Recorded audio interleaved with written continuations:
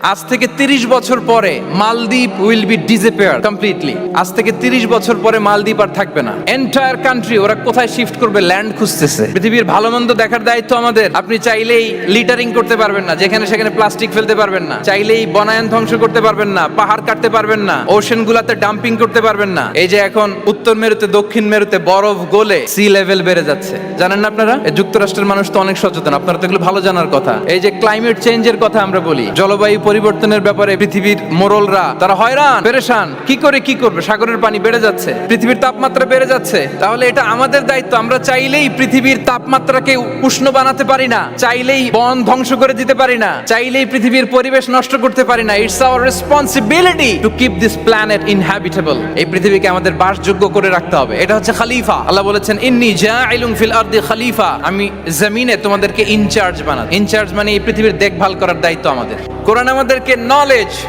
Research, innovation, scientific and technological অ্যাডভান্সমেন্টের ব্যাপারে উৎসাহিত করে। ইকরা বিসমি রাব্বিকাল্লাযী খালাক, read in the name of your Lord who has created.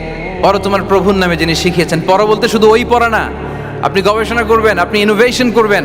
আরব বিশ্বে তারা একটা কথা বলে যে আমরা হচ্ছে নাহনু উম্মাতু ইকরা, আমরা হচ্ছে উম্মাতু ইকরা।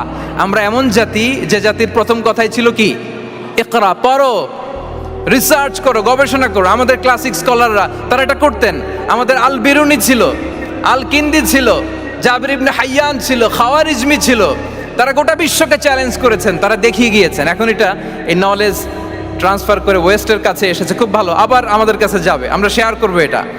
তো এই কোরআন নলেজ সিকিং এর ব্যাপারে, রিসার্চের ব্যাপারে, ইনোভেশনের ব্যাপারে আমাদেরকে উৎসাহিত করেছে। কোরআন মানুষকে মানুষ হিসেবে কনসিডার করতে বলে, মানুষকে মানুষ হিসেবে কনসিডার করতে বলে।